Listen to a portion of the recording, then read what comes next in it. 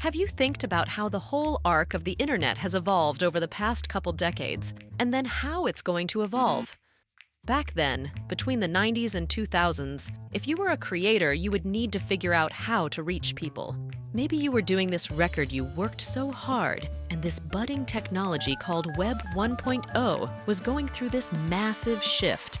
Web 1.0 was essentially a read-only version of the internet, a static web, meaning there was no easy for people to upload and share. And then, in the early 2000s, a slew of new companies like YouTube, Facebook, and Twitter came onto the scene. YouTube's motto was, "Broadcast yourself." For the first time, as a creative person, you could easily participate on the internet. You could post and tweet and upload instead of just being a passenger. You could do more than just consume. You could reach other people. The real beauty of this new website called YouTube was that it had a subscribe button. This button was foundational. It was a tool to reach people and then build a following around your work to sign up to see more of it in the future. It represented the birth of the follower, the idea of a community of fans around you who want to see your future work.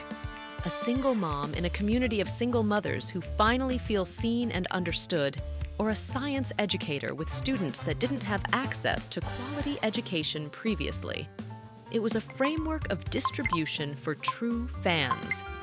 True fans are those who would go to the shows, buy the merch, download your record, pay for that course, or get your live stream tickets.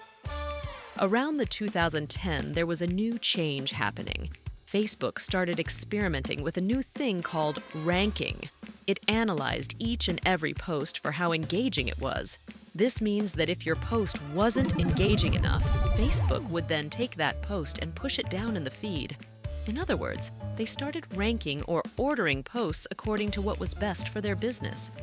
What it meant was that for the first time since Web 2.0, your followers might not necessarily see your posts, and the idea of subscriptions started to break down. If it were just Facebook doing this, fine. Creators would just leave and post somewhere else, right?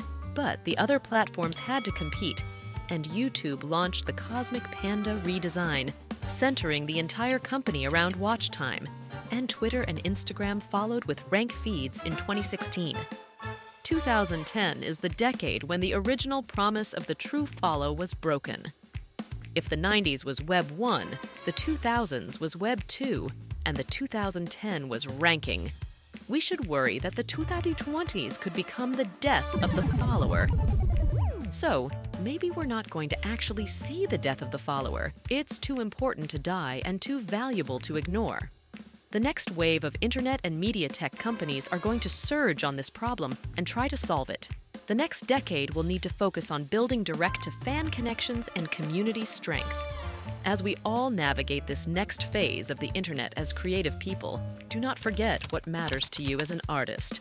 Don't forget what makes you wake up in the morning and devote your time and energy, what fills you with pride and gives you a sense of meaning.